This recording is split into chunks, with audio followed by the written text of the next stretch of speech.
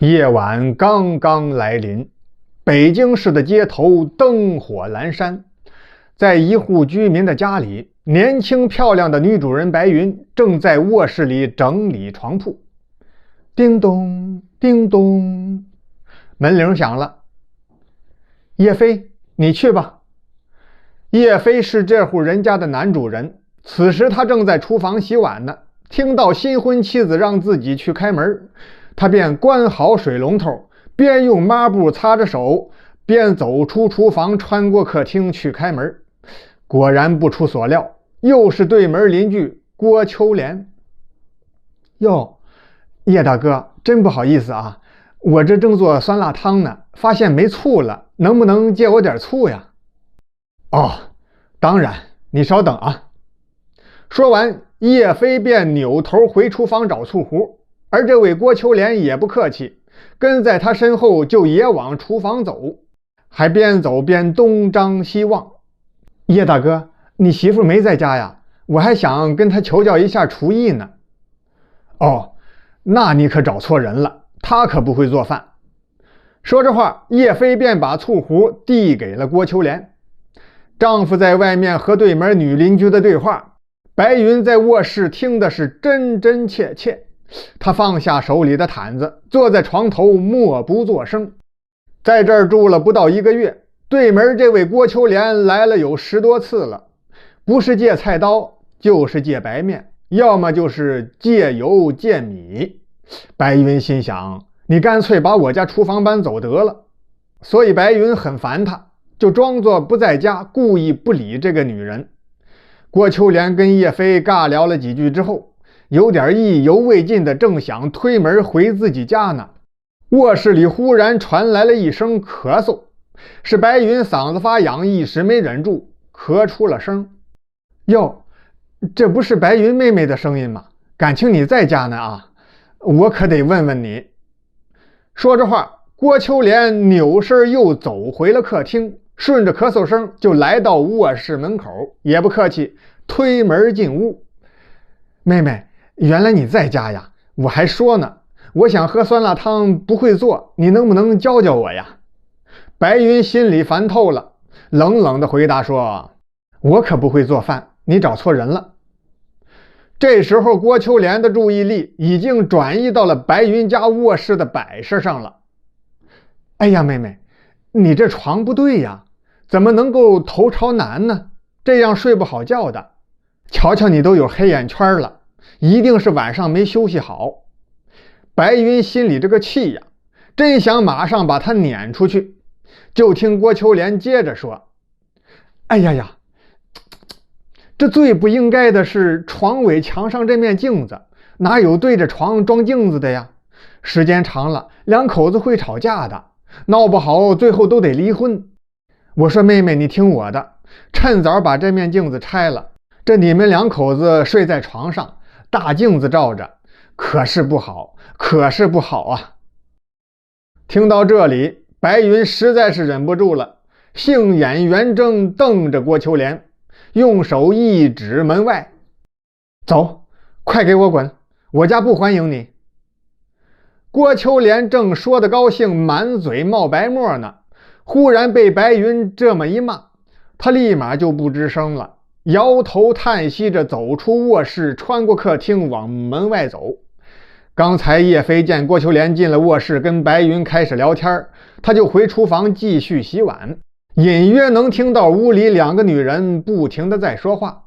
忽然妻子白云的声音高了几个8度，好像是要让对方滚蛋。随后便看见郭秋莲经过客厅走了出去，他赶紧跟过去送郭秋莲出门，说，有空常来啊，有空常来。送走了郭秋莲，叶飞就来到卧室看妻子白云。刚一进屋就听白云说，以后给我少搭理这个女人啊，瞧你那样，整天跟她腻乎什么腻乎，一点也不懂得洁身自爱。叶飞就说，哎老婆，你这话可不对呀，我怎么跟她腻乎了？我怎么不洁身自爱了？啊，你还犟嘴，还不够腻乎吗？他整天到咱家来跟你借东西，你哪回不是嬉皮笑脸的借给人家呀？我还从没见你对我态度那么好过呢。你们男人没一个好东西，都是见色起意的玩意儿。”叶飞有心再争辩几句，可转念一想，算了，老婆正在气头上，我一个大男人就该让着她点儿。于是他转头回厨房继续洗碗。白云一看就更生气了：“叶飞，叶飞，你可真行啊！你不理我是吧？懒得搭理我是吧？刚结婚几天呀，你就已经嫌弃我烦我了？这往后的日子还有法过吗？还？”这时候叶飞真有点烦了，心想女人真是怪，这不是无理取闹吗？就张嘴想反驳几句，可话到嘴边，他忽然又想：不行，我还是再忍忍吧。好男不跟女斗，再说这是自己的老婆，何必非要争个对错输赢呢？于是他就默不作声，任凭白云的嗓门越来越高，他只管低头刷锅洗碗。白云是越说越生气，见丈夫始终也不搭理自己，觉得这是在跟他冷战，他就更有火了。一气之下，收拾了几件衣服就回娘家去了。叶飞见妻子真的拎着箱子跑下了楼，有点慌了，心想：我这够能忍的了，他怎么还要离家出走呢？顾不得多想，他也换好鞋子出门就追。白云驾驶一辆红色轿车往娘家赶，叶飞开着白色 SUV 在后边追。经过一个十字路口的时候，白云左转弯过去了，到叶飞这儿变成了红灯，但是叶飞着急就忘了停车，被从右侧驶来的一辆大货车给顶出路口，撞上路边的大树之后停了下来。好在货车司机刹车及时，叶飞并没有受伤，只是车辆变形，被拖车拖走了。而此时的白云已经驾驶着她的红色轿车驶出很远，根本不知道后面的丈夫已经发生了车祸。叶飞浑身疲惫回到家的时候，已经是深夜12点多了，掏出手机想给白云打电话，可想了想又把手机放下了，他不想让妻子担心。接下来几天的时间，叶飞一直处理交通事故的事情，没有联系白云。而白云回娘家之后，发现丈夫并没有跟过来，而且一连几天都对她不闻不问，心里就越发的生气，甚至开始有心跟叶飞离婚了。第6天的时候，叶飞终于来电话了，说是那天出了车祸，一直处理交通事故的事了，等车修好了就来接她。白云不信，她的母亲就说：“闺女，你可别总是死犟了，小飞是个好孩子，他对你挺好的，我看有台阶就赶紧下，到时候来接你了，就赶快跟人家回去吧啊。”白云的父亲接着说：“接什么接？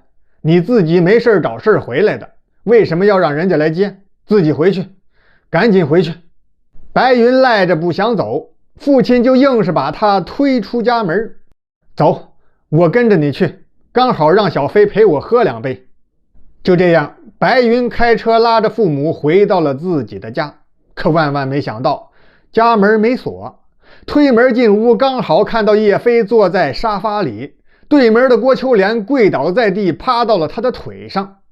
白云顿时被气得满脸通红：“好啊，你们可真不要脸呀！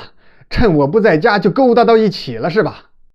说着话就要上前动手，紧追进来的父亲一把揪住了他的胳膊：“别冲动，先问清楚再说。”原来叶飞在家里擦完地板，正坐在沙发上喝茶水呢。门铃响了，开门一看，又是郭秋莲来接酱油。叶飞也懒得帮他拿了，就让郭秋莲自己到厨房去取。他就接茬坐在沙发上喝茶。结果郭秋莲拿了酱油出来之后，说是不知道酱油壶怎么打开，走过来问叶飞。可就在距离叶飞不远的时候，脚下的拖鞋一滑，他就摔倒了，双膝跪地，酱油壶也扔进了叶飞的怀里。正在这时，白云带着父母推门进屋。岳父一看现场的情况，断定女婿叶飞没说瞎话。等郭秋莲尴尬的离开之后，他对女儿女婿说：“孩子们呀，你们知道吗？刚才这个女人，我知道她的底细，她是我们单位原领导的情人。那个领导前不久刚被纪检部门带走了，有这样一个女人住对门，你们可不能掉以轻心呀！啊？那我们该怎么办呀？要不我们搬家吧？小飞呀，要不这样，你们暂时搬到我们那边去住，我和你妈先过来帮你们看着房子，等日后那女人搬走了，咱们再换回来，怎么样？就这样，老少两代对调了房子居住。还别说，小两口住到老房子里面之后，再也没有吵架拌嘴的事情发生，感情是越来越融洽。不幸的是，老两口搬进新房子不到半年，白云的母亲就得了重病，很快便离开了人世。失去老伴之后，对门的郭秋莲就经常来串门安慰老先生。这世上的事儿真是奇怪，什么情况都有可能发生。1年之后，郭秋莲竟然成了白云的后妈，真是匪夷所思呀。